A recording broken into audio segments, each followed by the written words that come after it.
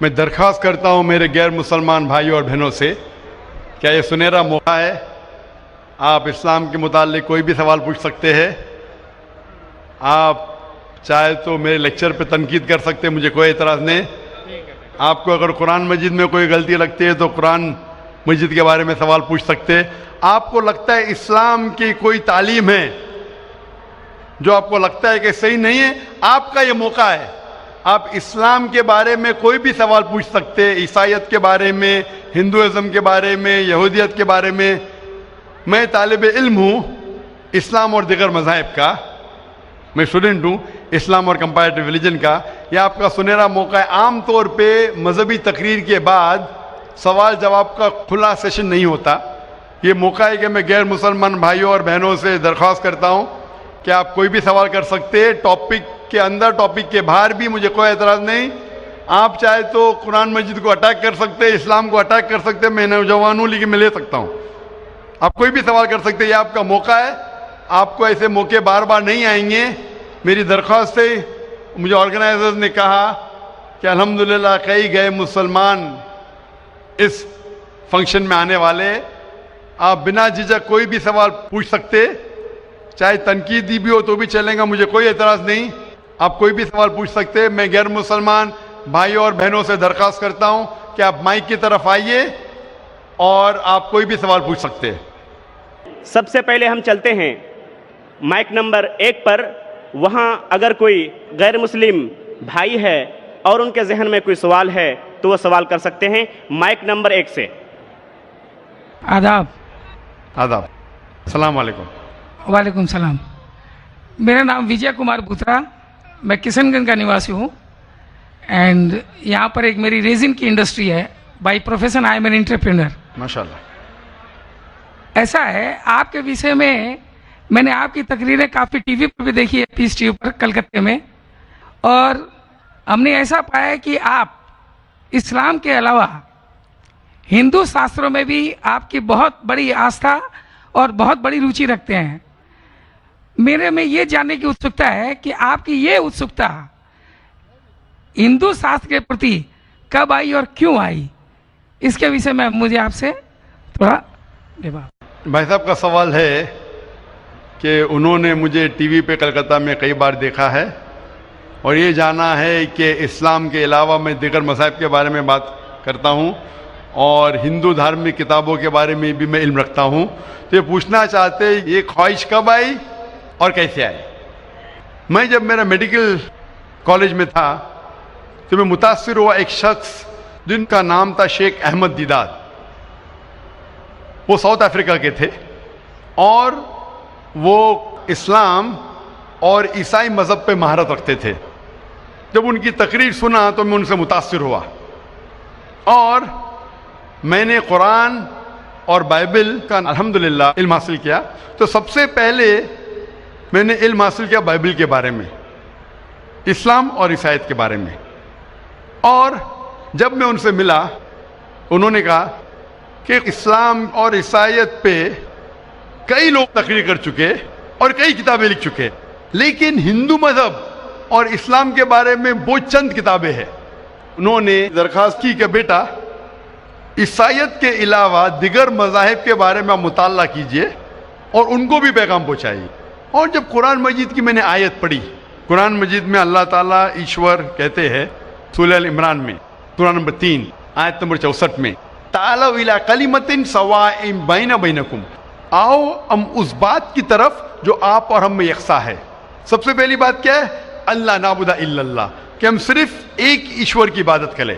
ولا نشرک بہ شیئا، کہ ہم آپس میں کسی کو شریک نہ کریں. ولا یتخذ بعضنا بعضا اربابا من اللہ، کہ ہم آپس میں کسی کو رب نہ کہے. فَإِن تَوَلَّوْا، اگر وہ نہ مانے، فَقُولُوا اشْهَدُوا بِأَنَّا مُسْلِمُونَ، آپ شہادت دو کہ ہم مسلم ہیں. تو جب میں نے قرآن مجید کی آیت پڑھی جس میں لکھا ہے کہ جب بھی آپ غیروں سے بات کرتے ہیں تو اس بات کی طرف آؤ جو ان میں اور ہم میں یکساں ہے. اور مذہبی کتاب میں یکسانیت بھی ہے، ڈفرینسز بھی ہے. تو میں کہتا ہوں کہ کم از کم یکسانیت کے اوپر تو ہم عمل کریں. جو ڈفرینسز ہیں وہ کل ڈسکس کریں گے. ڈفرینسز تو ہے، میں یہ نہیں کہتا ڈفرینسز نہیں ہے، لیکن جو یکسانیت ہے جو آپ کی کتاب دھارمک کتاب اور ہماری کتاب میں یکساں ہے تو کم از کم اس کے اوپر تو عمل کرے. تو یہ سوچ لے کے شیخ دیدار سے متاثر ہو کے اور قرآن مجید کی آیت سورہ نمبر 3 آیت نمبر 64 جب میں میڈیکل کالج میں تھا میں نے شروع کیا یہ میرا مشن. اور پھر میں نے تحقیق کرنے لگا. عیسائیت مذہب کا تو اتنے اچھے سے مطالعہ کیا تھا شیخ احمد دیدار نے کہ مجھے زیادہ تحقیق کرنے کی ضرورت نہیں پڑی, لیکن میں نے تحقیق شروع کیا ہندو مذہب کے بارے میں. پھر میں نے ہندو ودوان کی اسکالرس کی کتابیں پڑھنے لگی اور ڈھونڈنے لگا کیا یکساں ہے. لیکن قرآن مجید میں کہا گیا ہے کہ سب سے پہلی بات ہے اللہ نعبد الا اللہ, کہ ہم صرف ایک ایشور, ایک بھگوان, ایک اللہ کی عبادت کریں. تو جب قرآن مجید میں لکھا ہے کہ یکسانیت میں سب سے اہم ہے کہ ایک خدا, تو میں ڈھونڈنے لگا کہ ہندو مذہب کی کتاب میں خدا کے بارے میں کیا لکھا ہے. جب پڑھنے لگا تو مختلف کتابیں تھے, مختلف اسکالرس تھے. مختلف اسکالرس کو پڑھنے کے بعد پتا چلا کہ ایک ہوتا ہے کہ مذہب کو جاننا کتابوں کے ذریعے اور ایک مذہب کے ماننے والوں کے ذریعے. کبھی بھی مذہب کو جاننے کے لیے مذہب کے ماننے والوں کو مت دیکھو, ہو سکتا ہے وہ ماننے والے خود نہیں جانتے کہ ان کا مذہب کیا کہتا ہے. تو مذہب کو جاننے کے لیے سب سے بہترین طریقہ ہے کہ مذہب کی کتابوں کا مطالعہ کرے. تو میں نے ہندو مذہب کی کتابوں کا مطالعہ کرنا شروع کیا, وید کا, اپنشد کا, بھگوت گیتا کا, رامائن کا, مہابھارت کا. جب مطالعہ کرنے لگا تو عام طور پہ جب ہم پوچھتے ہیں ہندو سے, سب سے پہلی بات کہ ہم ایک ہی ایشور میں مانیں. عام ہندو سے پوچھتے ہیں کہ کتنے بھگوان میں آپ مانتے ہیں, تو کچھ ہندو کہیں گے 3, کچھ کہیں گے 100, کچھ کہیں گے 1000, کچھ کہیں گے 33 کروڑ. لیکن اگر آپ ایک ودوان ہندو سے پوچھیں گے جو اپنے ہندو مذہب کا مطالعہ کر چکا ہے, مذہبی کتابوں کا مطالعہ کر چکا ہے, وید پڑھ چکا ہے, تو وہ کہیں گا کہ ہندوؤں کو صرف ایک خدا میں ماننا چاہیے. لیکن عام ہندو مانتا ہے فلسفی جسے کہتے ہیں پینتھیزم. عام ہندو کہتا ہے کہ سب کچھ خدا ہے, پیڑ خدا ہے, چاند خدا ہے, سورج خدا ہے, انسان خدا ہے, سانپ خدا ہے.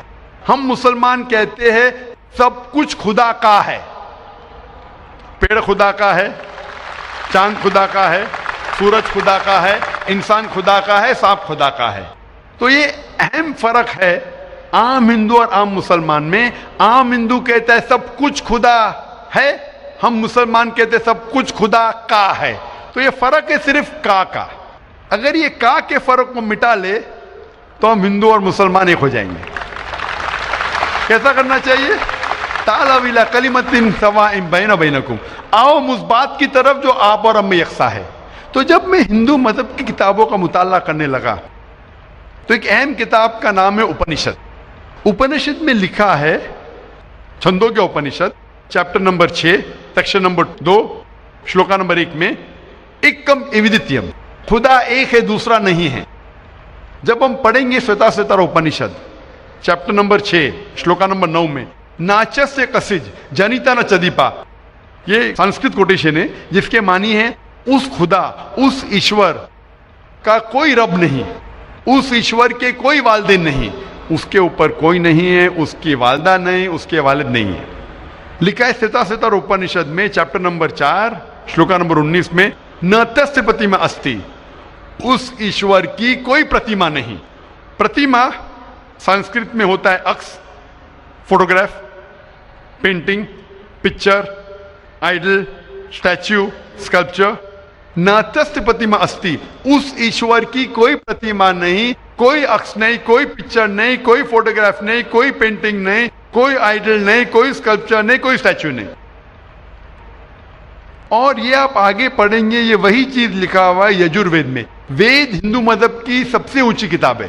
یجوروید میں لکھا ہے چیپٹر نمبر 32 شلوکا نمبر 3 میں نہ تس پرتیما استی, اس ایشور کی کوئی پرتیما نہیں, کوئی عکس نہیں, کوئی فوٹوگراف نہیں, کوئی پینٹنگ نہیں, کوئی پکچر نہیں, کوئی اسٹیچو نہیں, کوئی آئیڈل نہیں, کوئی اسکلپچر نہیں. تو جب آپ ہندو مذہب کی کتابوں کا مطالعہ کرتے پتا چلتا ہے ہندو مذہبی کتاب میں بھی لکھا ہے خدا ایک ہے, اس خدا کا کوئی عکس نہیں. اور برہم سوترا جو ہندوازم کا ہے वो एकम ब्राह्मम द्योत्या नास्ते नैना नास्ते किंचन, भगवान एक ही है, दूसरा नहीं है, नहीं है, नहीं है, जरा भी नहीं है. There is only one God, not a second one, not at all, not at all, not in the least bit. तो इस जरिए से मेरा मुताला शुरू हुआ. सबसे पहले तहकीक करने लगा मैं कि हिंदू मजहब की किताब में ईश्वर का क्या जिक्र है, भगवान का क्या जिक्र है. और पता चला जिस तरीके से कुरान मजीद में लिखा है खुदा एक है, वही लिखा है हिंदू मजहब की किताब में. जिस तरीके कुरान में लिखा है उसका कोई अक्स नहीं, वही लिखा है हिंदू मजहब में. जिस तरीके से कुरान मजीद में लिखा है ना वो किसी से जना है ना किसी को जनता है, वही चीज लिखी हिंदू मजहबी किताब में. तो मैंने कहा जो यकसा है तो इसके ऊपर अमल क्यों ना करे. तो इस तरीके से मेरी तहकीक शुरू हुई और आस्ते आस्ते तहकीक के बाद पता चला कि हिंदू मजहब में भी लिखा हुआ है कि अवतार आने वाले हैं. अवतार लोग समझते हैं कि भगवान एक इंसान का रूप लेता है, ये एक मानी है, लेकिन सही मानी है संस्कृत में मतलब भगवान खुद नहीं, भगवान किसी को भेजता है. तो अवतार के सही मानी है जैसे हम कहते हैं पैगंबर. तो भगवान ने, ईश्वर ने कई पैगंबर भेजे और आखिरी पैगंबर का जिक्र हिंदू मजहबी किताब में है, कई किताबों में है, वेद में है, उपनिषद में है. कई मिसाल दूंगा. एक कल्कि पुराना में लिखा है कि आखिरी जो अवतार आने वाले आखिरी पैगंबर वो कल्कि अवतार है. उनके वालिद का नाम है विष्णु यास. विष्णु मतलब खुदा, यास मतलब नौकर, खुदा का नौकर. अरबी में करेंगे तो हो जाता है अब्दुल्ला, जो नाम था मोहम्मद सल्लल्लाहु अलैहि वसल्लम के वालिद का. उसके वालिदा का नाम है सुमति, मतलब शांति, अमन. अरबी में हो जाता है आमिना, जो मोहम्मद सल्लल्लाहु अलैहि वसल्लम के वालिदा का नाम था. इसमें लिखा है कि इन्हें वही आएंगी एक केव में, एक गारे में, जो मोहम्मद सल्लल्लाहु अलैहि वसल्लम गारे हिरा में आई थी. उन्हें वही आएंगी रात के वक्त. वो बाद में जाएंगे नॉर्थवर्ड और फिर वापस आएंगे. मोहम्मद सल्लल्लाहु अलैहि वसल्लम ने हिजरत की थी, मदीना की तरफ वापस आए. उनके 4 करीब दोस्त होंगे, इसमें 4 खुलफा राशिदीन है. इस तरीके से डिटेल में लिखा गया है आखिरी पैगंबर, जो आखिरी अवतार जो आने वाले मोहम्मद सल्लल्लाहु अलैहि वसल्लम. तो मैं कहता हूं हिंदुओं से कि आप अपनी हिंदू किताब का मुताला कीजिए और हम हिंदू और मुसलमान एक हो जाएंगे. तो इस तरीके से मेरे तहकीक शुरू हुई और मैं दुनिया भर में कोशिश करता हूं अमन का पैगाम लोगों तक पहुंचाए. जी भाई साहब, आपने जो उपनिषदों का वर्णन किया है उसके साथ में एक लाइन और जोड़ता हूँ, जहाँ पर यही लिखा हुआ है कि ईश्वर एक ही है. वो हमारी श्रीमद् भगवद गीता है, जिसे हम श्रीमद् भगवान की वाणी या ईश्वर की वाणी कहते हैं. उसके चैप्टर नंबर 18 श्लोक नंबर 66 में है, अनन्या सर्वधर्मान परित्यज्यम मामे कम शरणम प्रजा अहम त्वाम सर्व पापेभ्यो मोक्षयिष्यामि मा शुचा. उसमें भी एक ही ईश्वर की ओर इंगित किया गया. तो आप जो कह रहे हैं एकदम सही और एकदम यथार्थ है कि हमारे हिंदू में एक ही ईश्वर की है, बाकी रूप हमने अनेक मान दिया है. ये एक आस्था का विषय हो जाता है, साकार रूप निराकार रूप वो अलग है, लेकिन ईश्वर को हमारे यहाँ भी आपने एकदम ठीक फरमाया है. गीता भी हमारी यही कहती है. धन्यवाद आपको बहुत बहुत. जज़ाकल्लाह शुक्र.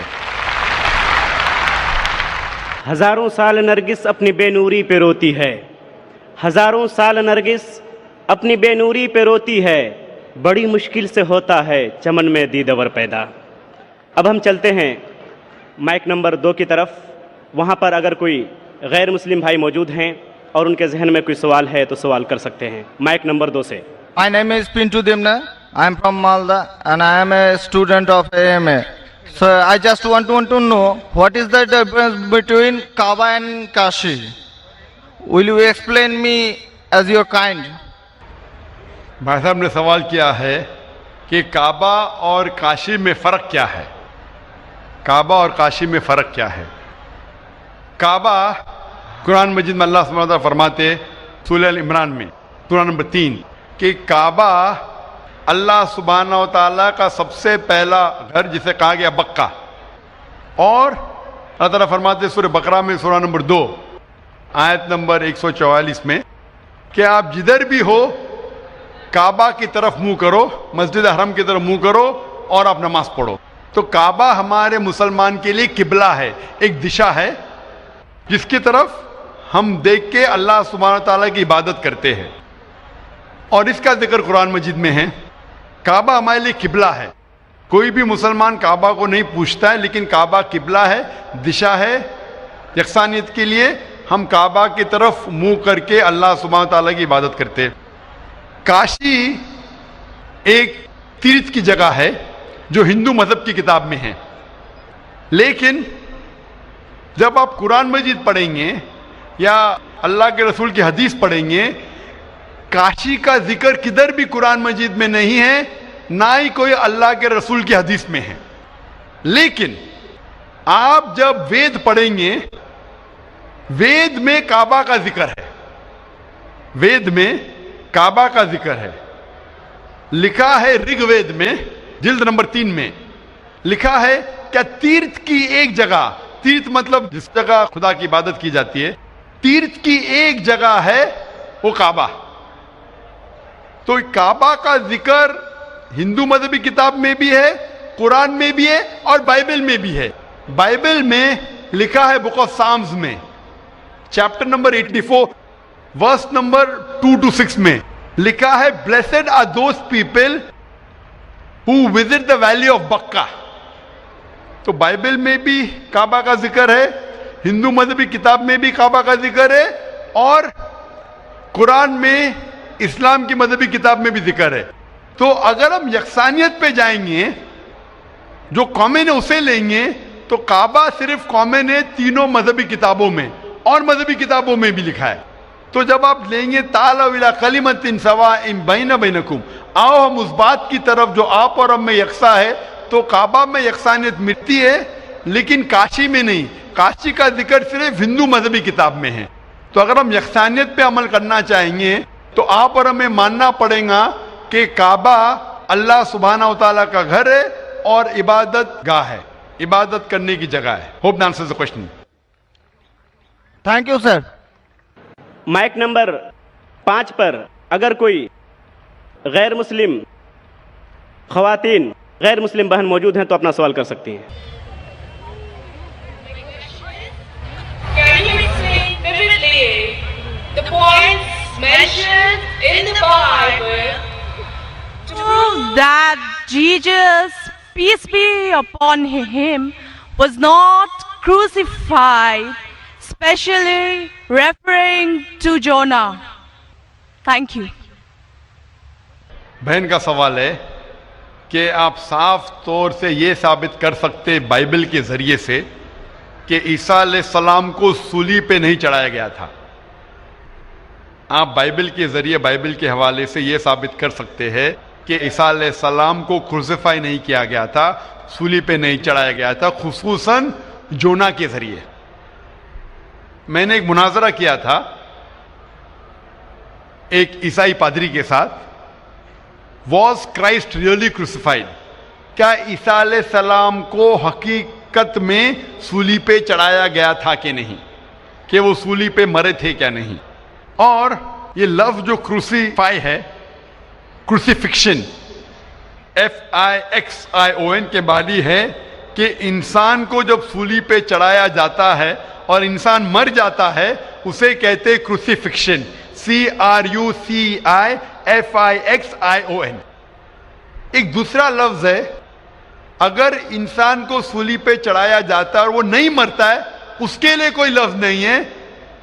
سو ایک لفظ جو ہم کہہ سکتے کروسیفکشن, CRUCIFICTION, کروسیفکشن مینس یہ کہانی ہے.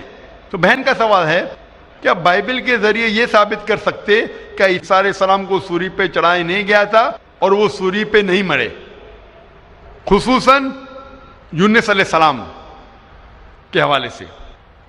کئی بائبل میں ورسز ہے جس سے یہ ثابت کیا جا سکتا ہے کہ عیسیٰ علیہ السلام کو صلیب پہ نہیں چڑھایا گیا تھا. قرآن مجید میں اللہ تعالیٰ فرماتے ہیں سورہ نساء میں سورہ نمبر 4 آیت نمبر 157 میں, وہ لوگ کہتے ہیں کہ ہم نے عیسیٰ علیہ السلام کو مارا, وما قتلوا وما صلبوہ, نہ ہی ان نے ان کا قتل کیا نہ ہی ان کو انہیں صلیب پہ چڑھایا. وما قتلوا وما صلبوہ ولکن شبہ لہم, یہ صرف ایک دکھاوا تھا, ان کو ایسا احساس ہوا. اور جو اس میں اختلاف کرتے ہیں وہ لوگ شبہ میں ہیں. کیونکہ ان کو نہ سولی پہ چڑھایا گیا تھا نہ ان کا قتل کیا. وما قتلوا یقینا, اور ان کو بے شک قتل نہیں کیا گیا تھا. تو قرآن مجید میں صاف طور پہ کہا گیا ہے کہ عیسیٰ علیہ السلام کو نہ قتل کیا گیا نہ سولی پہ چڑھایا گیا تھا, یہ صرف ان کو لگا. اور جو کوئی اس میں اختلاف کرتا ہے وہ شبہ میں ہے. ولیکن شبہ لہم, کیونکہ عیسیٰ علیہ السلام کو نہ سولی پہ چڑھایا گیا نہ قتل کیا گیا. ابھی یہ قرآن مجید میں کیونکہ لکھا ہے تو ہم مسلمان مانتے ہیں. ہم بائبل سے کیسے ثابت کر سکتے ہیں کہ عیسیٰ علیہ السلام کو سولی پہ نہیں چڑھایا گیا؟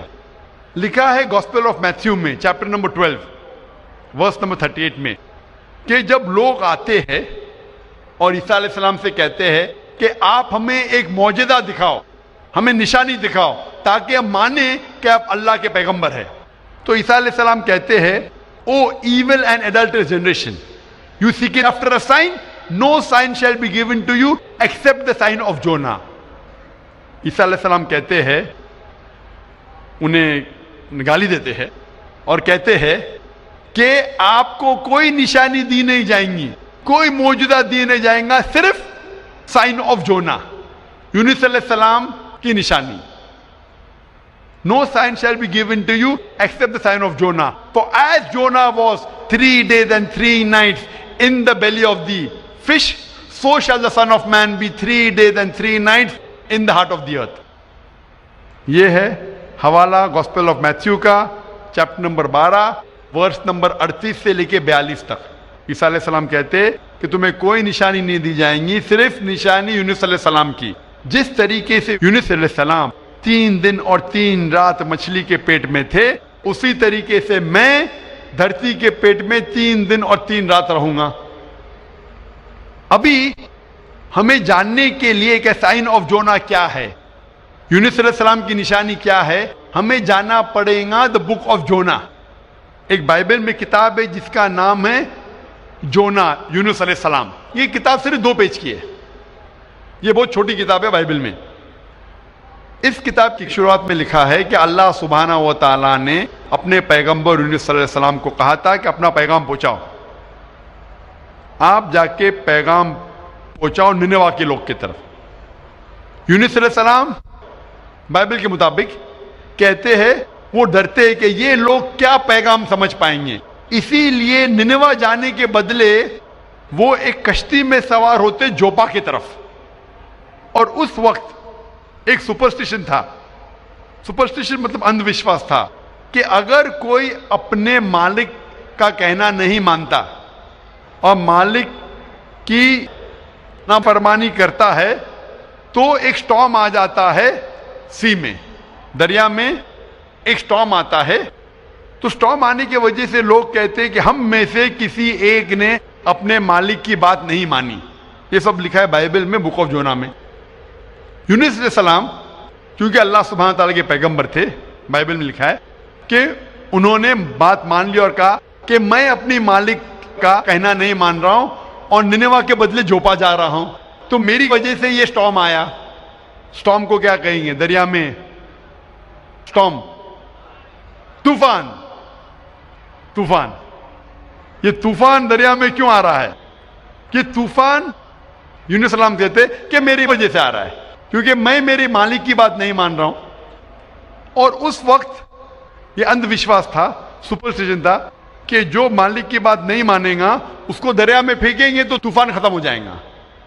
تو یونس علیہ السلام کہتے کہ میری غلطی ہے, مجھے پھینکو. تو کیا کرتے لوگ یونس علیہ السلام کو پکڑ کے دریا میں پھینکتے ہیں. تو مجھے یہ پوچھنا ہے کہ یونس علیہ السلام کو جب دریا میں پھینکتے ہیں, بائبل میں لکھا ہے, تو یونس علیہ السلام زندہ تھے یا مردہ تھے؟ Sister, when Jonah was thrown into the water, I want to ask you the question, was Jonah dead or alive? He was alive. He was alive, زندہ تھے. ماشاءاللہ صحیح فرما رہی ہے. طوفان اتنا زور کا آ رہا تھا, طوفان میں اگر ایک زندہ انسان کو ڈالتے ہیں, وہ طوفان میں دریا میں انسان مرنا چاہیے, لیکن یونس علیہ السلام مرے یا زندہ تھے؟ He ought to die in the storm. Was he dead or was he alive? He was still alive. ماشاءاللہ صحیح جواب ہے. کہ طوفان میں مرنا چاہیے، لیکن کیونکہ وہ اللہ کے پیغمبر تھے، زندہ تھے، اس وقت ایک مچھلی آتی ہے اور مچھلی ان کو نگل لیتی ہے. A fish comes and gobbles them up. مچھلی کی پیٹ میں یونس علیہ السلام زندہ تھے یا مردہ تھے؟ In the belly of the fish was Jonah dead or alive? He was alive. He was alive. وہ زندہ تھے. مچھلی کے پیٹ میں 3 دن مچھلی یونس علیہ السلام کو پیٹ میں لے کے بائبل کے مطابق وہ گھومتی ہے، سارے سمندر گھومتی ہے 3 دن تک. مچھلی کی پیٹ میں سفوکیشن، نہ برابر سے انسان سانس لے سکتا ہے نہ جی سکتا ہے. انسان کو مرنا چاہیے یا جینا چاہیے؟ مرنا چاہیے. لیکن یونس علیہ السلام زندہ تھے یا مر گئے؟ جونا, though he was 3 days, he was there in the belly of the fish. For 3 days the fish took him in the water. He ought to die. Was Jonah yet dead or alive? He was still alive. He was still alive. ماشاءاللہ ابھی تک زندہ تھے. بہن صحیح جواب دے رہی ہے. 3 دن کے بعد وہ مچھلی یونس علیہ السلام کو الٹی کر دیتی ہے, مطلب پیٹ میں سے باہر نکلتے یونس السلام اور وہ سمندر کے کنارے پہ آتے ہیں. زندہ یا مردہ؟ The fish vomits out Jonah, peace be upon him, and throws him onto the shore. When Yunus alayhi salam, when Prophet Jonah was thrown on the shore, was he dead or alive? He was alive but unconscious. Alive but unconscious. After some time, did he gain consciousness or not? Yes, he did. Fine. Finally he was conscious and alive. Na? Alive. Fine. Alive. So alive, alive, alive, alive. Miracle of a miracle of a miracle of a miracle. وہ زندہ تھے. ایک زندہ آدمی کو دریا میں جب پھینکتے مرنا چاہیے, نہیں مرتے ہیں, زندہ رہتے, معجزہ. طوفان میں مرنا چاہیے, نہیں مرتے, زندہ رہتے, معجزہ. مچھلی آ کے نگل لیتی ہے, مرنا چاہیے, زندہ رہتے, معجزہ. مچھلی 3 دن تک ان کو سمندر میں گھماتی ہے, مرنا چاہیے, نہیں مرتے, معجزہ. مچھلی ان کو الٹی کرتی ہے دریا کے کنارے پہ, وہ زندہ رہتے, معجزہ. معجزہ کا معجزہ کا معجزہ کا معجزہ. ابھی یہاں عیسیٰ علیہ السلام کہتے ہیں کہ جس طریقے سے یونس علیہ السلام مچھلی کے پیٹ میں 3 دن 3 رات تک رہیں, اس طریقے سے عیسیٰ علیہ السلام دھرتی کے پیٹ میں 3 دن اور 3 رات تک رہیں گے. Now sister, I want to ask you, according to you, when Jesus Christ, peace be upon him, was in the sepulchre, was he dead or alive? He was alive. He was alive. So if he was alive, then how was he crucified? Crucified means someone dying on the cross. بہن کہہ رہی کہ عیسیٰ علیہ السلام جب ان کو لے کے گئے تھے قبر میں, وہ زندہ تھے. تو کروسیفائی ہونے کے لیے, سولی پہ مرنے کے لیے انسان کو مرنا چاہیے. تو وہ بائبل کے مطابق وہ سولی پہ لگایا گیا تھا لیکن مرے نہیں, انہیں اتارا گیا تھا, وہ زندہ تھے. اور جب قبر میں لے کے گئے تھے سپل کر, اس ٹائم بہت لمبی چوڑی قبر ہوتی تھی, بوگدا ہوتا تھا, بڑا بوگدا ہوتا تھا جس کے اندر انسان کھڑا بھی ہو سکتا تھا. 3 دن اور 3 رات تک عیسیٰ علیہ السلام فرماتے کہ جس طریقے سے یونس علیہ السلام 3 دن اور 3 رات مچھلی کے پیٹ میں رہیں, اسی طریقے سے میں 3 دن اور 3 رات دھرتی کے پیٹ میں رہوں گا. اس کا مطلب عیسیٰ علیہ السلام زندہ تھے. اگر زندہ تھے تو سولی پہ نہیں مرے ہو. تو اسی لیے بائبل کے ذریعے یہ ایک طریقہ ہے ثابت کرنے کے لیے کہ عیسیٰ علیہ السلام سولی پہ نہیں مرے, وہ زندہ تھے. اور قرآن مجید کی بات صحیح ہے کہ وما قتلوا وما صلبوا, نہ وہ سولی پہ مرے نہ ان کا قتل کیا ہے. یہ صرف ایک شک اور شبہ ہے. Hope that answers the question, sister. Thank you. Sister, I would like to ask you that now do you believe that Jesus Christ, peace be upon him, did not die on the cross? I do believe, but I just wanted to prove my friends or my colleagues as to Jesus Christ was not crucified according to their own version, that is Bible. What's your name, sister? What's your name, sister? I am Sahadia Naz and I'm a teacher by profession. You are a Muslim? Yes, I am. MashaAllah. Okay, anyway, hope you have satisfied your friend. Yes, I am. But we request that the non-Muslim should be given the first chance to ask the question. Okay, thank you.